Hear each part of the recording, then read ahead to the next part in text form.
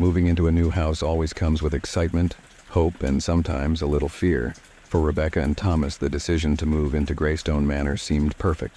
Nestled on the outskirts of town, surrounded by lush forests and endless fields, the large Victorian-style house with its sprawling garden was their dream come true. The price was unusually low, but the couple chalked it up to the remote location. From the moment they stepped inside, they felt a strange sense of history. The towering ceilings, antique fixtures, and ornate woodwork gave the home a sense of grandeur, as if it were frozen in time. Rebecca immediately fell in love with the place, picturing themselves growing old there, raising a family. Thomas, although more pragmatic, couldn't help but admire the craftsmanship. The real estate agent, Mr. Carroll, had been eager to finalize the deal. His enthusiasm bordered on urgency, almost as if he wanted to wash his hands of the property as quickly as possible. "The house has been vacant for some time," he explained, "but it's in excellent condition. A few minor repairs, and it'll be perfect." The couple ignored the nagging doubt that crept in during that first tour, dismissing it as jitters from such a big move. They signed the papers, and within a month, Greystone Manor was theirs. The first few days were filled with excitement as they unpacked their belongings, exploring each room with childlike wonder. However, it wasn't long before strange things began to happen.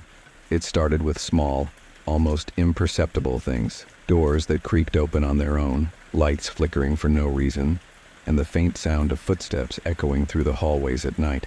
Rebecca was quick to dismiss these occurrences as quirks of an old house, but Thomas wasn't so sure. One night, while Rebecca was preparing dinner, Thomas decided to explore the attic. He'd always been fascinated by old houses and the secrets they might hold. Armed with a flashlight, he climbed the narrow, creaky stairs that led to the attic door. The air was heavy with dust, and the smell of mildew filled his lungs as he pushed open the door. The attic was vast and cluttered with old furniture, dusty books, and long-forgotten belongings from previous owners. As he stepped further inside, his flashlight flickered, and for a moment he thought he saw a figure standing in the corner. His heart raced, but when he aimed the beam directly at the spot, there was nothing, just shadows playing tricks on his mind. As he turned to leave, his foot caught on something metal. Looking down, he saw an old rusted key half buried under a pile of debris. It was heavy, ornate, and cold to the touch. Without thinking, he pocketed it and headed back downstairs. Later that night, as they lay in bed, the sounds of the house settling seemed louder than usual. The creaks and groans of the old wood were almost rhythmic, like someone walking down the hallway outside their bedroom. Rebecca, half asleep, paid no attention, but Thomas lay wide awake, listening. Then he heard it, faint whispers. They seemed to come from the walls, barely audible but distinct. He strained to make out the words, but they were too muffled, like someone speaking through a thick veil. His heart pounded in his chest as the whispers grew louder, more insistent. Suddenly, Rebecca stirred beside him. "Did you hear that?" she asked, her voice trembling. Thomas swallowed hard. "I thought it was just the wind," he lied, though he knew better. The next day, Thomas couldn't shake the eerie feeling from the night before. He decided to investigate further, starting with the key he'd found in the attic. It had to fit somewhere in the house, but where? He spent hours searching for a lock that matched the key, trying every door and cabinet in the house without success. It wasn't until he stumbled upon a small, forgotten door in the basement that he found its match. The door was old and weathered, hidden behind a stack of boxes. It seemed out of place, as if it didn't belong there. With a sense of trepidation, Thomas inserted the key into the lock and turned it. The door creaked open, revealing a narrow staircase leading down into the darkness. A cold draft wafted up from the depths below, sending chills down his spine. His instincts told him to close the door and forget about it, but curiosity got the better of him. Grabbing a flashlight, he descended the stairs. The basement below the basement was unlike anything he had expected. It was a small, windowless room with stone walls and a dirt floor. In the center of the room stood an old wooden chest, its surface covered in dust and cobwebs. Thomas felt a sense of dread wash over him as he approached the chest. Something told him not to open it, but he couldn't resist. With trembling hands, he lifted the lid. Inside was a collection of old photographs, letters, and personal belongings. The photos were faded and yellowed with age, but the faces were unmistakable. They were of a family, a man, a woman, and a child, who had once lived in the house. As Thomas sifted through the contents of the chest, a terrible realization dawned on him. The family in the photos wasn't just any family. They were the original owners of Greystone Manor, and their deaths had been anything but natural. The strange occurrences in the house intensified after that night. The whispers became louder, more distinct, and they seemed to follow Thomas and Rebecca wherever they went. Shadows moved on their own, furniture shifted in the night, and doors slammed shut without warning. Rebecca began having nightmares, vivid and terrifying. In her dreams, she saw the family from the photographs, their eyes hollow and filled with sorrow. They beckoned her to follow them, leading her deeper into the house, down into the dark, hidden room beneath the basement. Thomas, too, was plagued by visions. He saw the man from the photographs standing at the foot of their bed, staring at him with cold, accusing eyes. The woman appeared in the mirror when he brushed his teeth, her face twisted in anguish. The child's laughter echoed through the hallways, chilling him to the bone. Desperate for answers, Thomas and Rebecca began researching the history of the house. What they discovered was more horrifying than they could have ever imagined. Greystone Manor had a dark past. The original owners, the Winchester family, had disappeared under mysterious circumstances in the late 1800s. Rumors of foul play and ghostly sightings had plagued the house ever since. It was said that the family spirits were trapped in the house, unable to move on until their tragic story was told. Determined to free the spirits, Thomas and Rebecca delved deeper into the history of the Winchester family. They scoured old newspapers, talked to local historians, and even visited a medium in a desperate attempt to uncover the truth. The story they pieced together was one of betrayal, murder, and unspeakable horror. The Winchester family had been wealthy, but their fortune had come at a great cost. The man, Charles Winchester, had been involved in a series of shady business dealings, and when his partners discovered his treachery, they sought revenge. One night, they broke into Greystone Manor and killed the entire family in cold blood.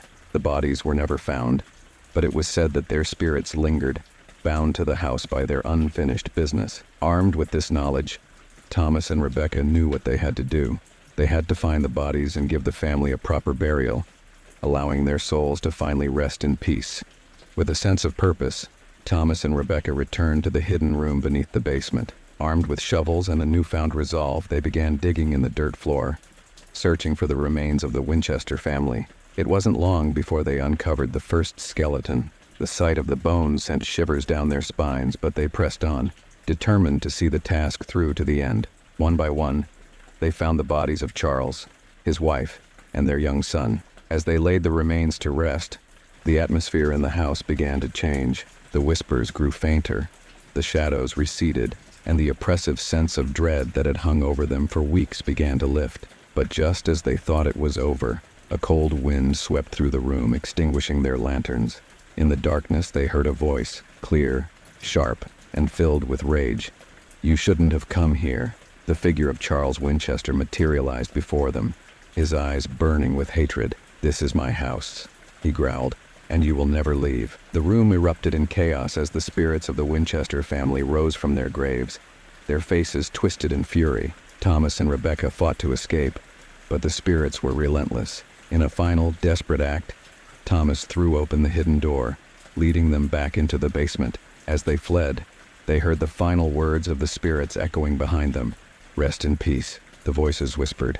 At last, breathless and shaken, Thomas and Rebecca finally escaped Greystone Manor, leaving the haunted house and its tormented souls behind.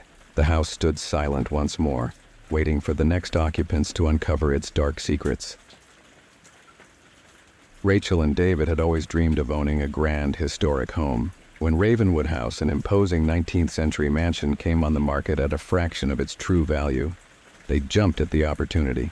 The mansion, with its intricate stonework and sweeping staircases, seemed like a fairy tale come to life. However, from the moment they signed the papers, strange things began to happen. The real estate agent, Mrs. Hawthorne, had been unnervously eager to close the deal, but Rachel and David dismissed it as mere professionalism. They were too excited about their new home to consider the oddities. The first night in Ravenwood House was magical. The grand chandelier glittered as they enjoyed a celebratory dinner in the expansive dining room. Yet as night fell, the atmosphere shifted. The house seemed to come alive with the sounds of creaking floors and distant whispers. Rachel, trying to ignore her growing unease, chalked it up to the house settling. David, on the other hand, was intrigued by the mansion's history.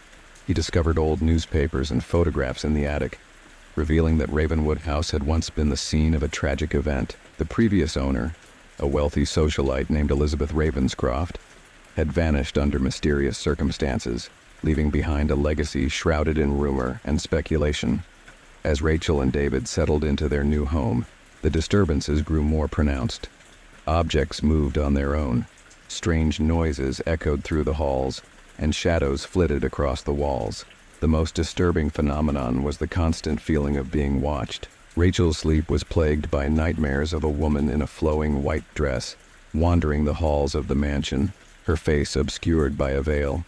She would wake up in a cold sweat, convinced she had heard someone calling her name. David, though skeptical, began to feel the weight of the house's history pressing down on them. One evening, David decided to investigate further. He went through the old documents he had found and stumbled upon a diary belonging to Elizabeth Ravenscroft.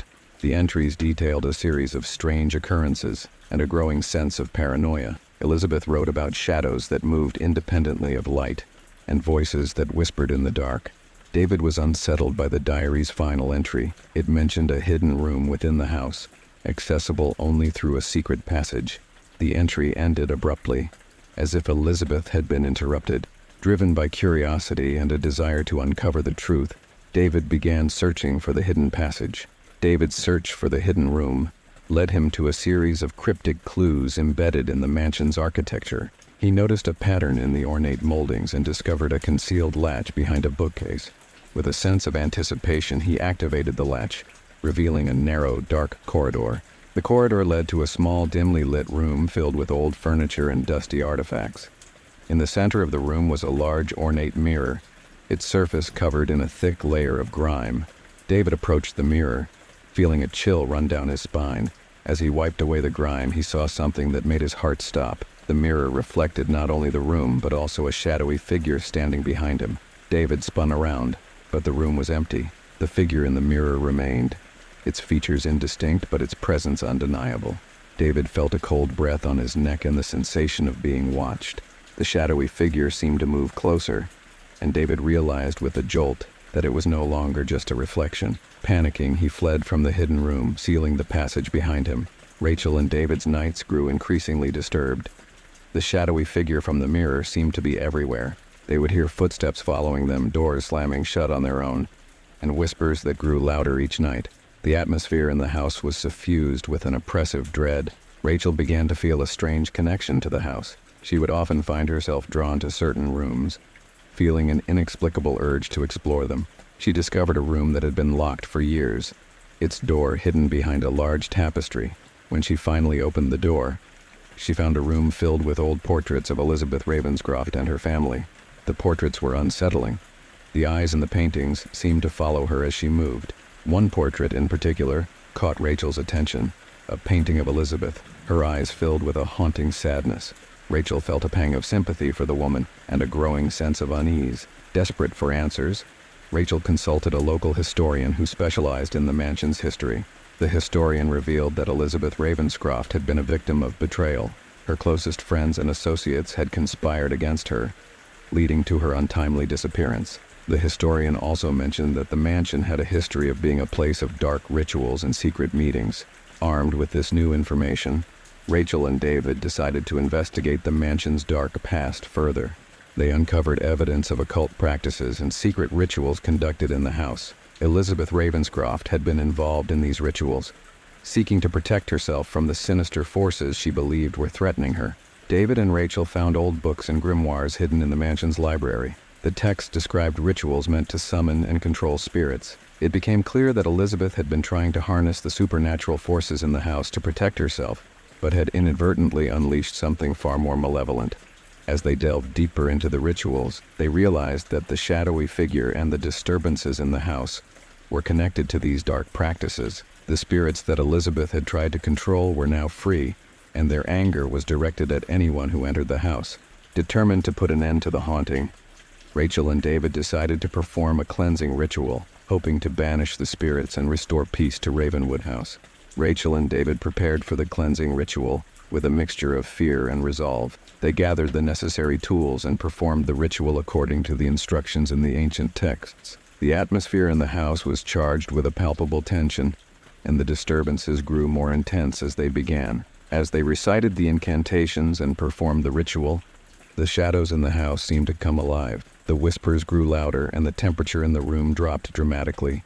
The shadowy figure from the mirror appeared before them, its form more defined and menacing. The confrontation was intense and terrifying. The spirits of Ravenwood House fought against the ritual, their anger manifesting as violent supernatural occurrences. The walls shook, and objects flew through the air. Rachel and David had to maintain their focus and continue the ritual despite the chaos around them. In a climactic moment, as the final words of the incantation were spoken, a blinding light filled the room.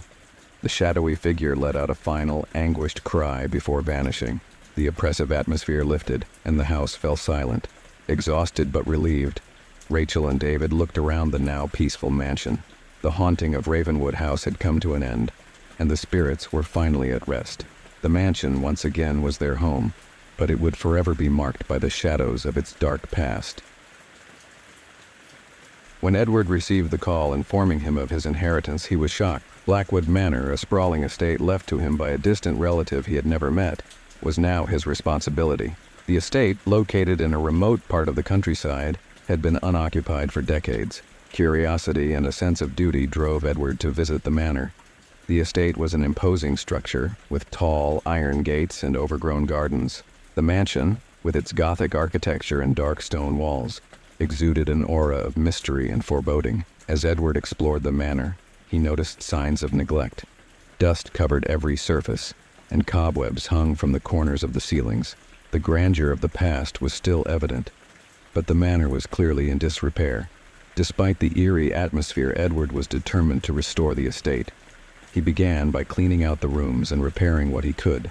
However, as he worked, he couldn't shake the feeling that he was not alone in the manor. Edward's sense of unease grew as he continued his work at Blackwood Manor. Strange noises echoed through the empty halls, footsteps that seemed to follow him, whispers that faded as soon as he tried to listen. The house seemed to come alive with its own dark presence. One night, while going through the old documents and belongings left behind by previous occupants, Edward discovered a collection of old journals. The journals belonged to the original owner of the manor, Jonathan Blackwood.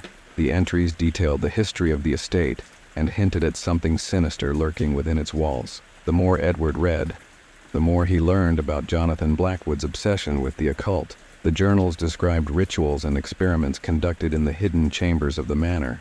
Jonathan had sought to unlock the secrets of the supernatural, but his pursuits had led to disastrous consequences. The final entries in the journal were frantic and disjointed, describing strange occurrences and a growing sense of dread. Jonathan spoke of a curse placed upon the manor, a dark force that he had inadvertently unleashed. Determined to uncover the truth, Edward began searching for the hidden chambers mentioned in the journals. He discovered a series of secret passages and concealed rooms that had been sealed for years. Each room was filled with eerie artifacts and strange symbols. In one of the hidden chambers, Edward found an elaborate ritual setup, including candles, pentagrams, and ancient texts. The atmosphere was thick with an oppressive energy, and Edward felt a chill as he entered the room. The walls were covered in disturbing symbols and phrases in a language he couldn't decipher. As he examined the setup, he felt a cold presence behind him. Turning around, he saw fleeting shadows darting across the room. The temperature dropped, and Edward's breath became visible. The presence grew stronger, and he realized that the curse Jonathan Blackwood had written about was still active. The disturbances at Blackwood Manor escalated. Edward began experiencing vivid, nightmarish visions and felt a constant, unseen presence. Objects moved on their own, doors creaked open, and whispers filled the air. The manor was haunted by a malevolent force that seemed to grow stronger each night. Edward's nights were plagued by dreams of a dark figure prowling the halls of the manor. The figure was always just out of sight, its presence felt rather than seen. The dreams left him feeling exhausted and on edge, as if the nightmares were somehow bleeding into reality. Desperate for answers, Edward sought help from a local historian and a paranormal investigator. The historian confirmed the existence of the Blackwood family's occult practices and the curse placed upon the manor. The paranormal investigator, equipped with advanced tools and techniques, agreed to assist in the investigation. The team set up equipment throughout the manor to capture evidence of the supernatural activity. They conducted a series of investigations, documenting the strange occurrences and trying to make contact with the spirits. The investigation revealed disturbing evidence of dark rituals and supernatural entities. The paranormal investigators' equipment captured unsettling images and recordings of ghostly figures and disembodied voices. The team concluded that the curse was indeed active, and that the malevolent force was tied to the rituals conducted by Jonathan Blackwood. Edward and the team focused on understanding the nature of the curse and how to lift it. They discovered that the curse was a result of Jonathan Blackwood's attempt to summon and control dark entities, which had instead bound themselves to the manor. The entities were now trapped in a cycle of torment and sought to continue their influence. The ritual setup found in the hidden chamber provided crucial information. The team researched the symbols and incantations, discovering that the curse could be lifted through a specific counter-ritual. The ritual required precise timing and the use of ancient artifacts, including those found in the manor. The final confrontation with the dark forces took place in the heart of Blackwood Manor. Edward, the paranormal investigator, and a team of experts prepared for the counter-ritual, setting up the necessary artifacts and drawing the protective symbols. As they began the ritual, the manor responded with violent resistance. Shadows swirled around them and the temperature plummeted. The whispers grew into anguished wails, and the unseen presence became almost tangible. The team pressed on, reciting the incantations and performing the ritual steps with determination. The dark entities fought back, causing chaos and fear. The ritual reached its climax with a blinding light that filled the manor. The malevolent force howled in frustration as it was driven out of the estate. When the light faded, the oppressive atmosphere lifted. The haunting of Blackwood Manor had come to an end. The manor was now peaceful, and the curse had been broken. Edward, though exhausted, felt a sense of relief and accomplishment. The estate once cursed was now free of its dark past. When Emma and her partner Michael stumbled upon Eldridge Manor during a hiking trip, they were captivated. The mansion, hidden deep in the woods, was a relic of the past, with its grand facade and overgrown gardens. The mansion had been abandoned for decades, but its allure was undeniable. Emma and Michael decided to explore the manor. The front doors creaked open with an eerie groan, revealing a dust-covered interior frozen in time. The rooms were filled with antique furniture, cobwebs, and remnants of a bygone era.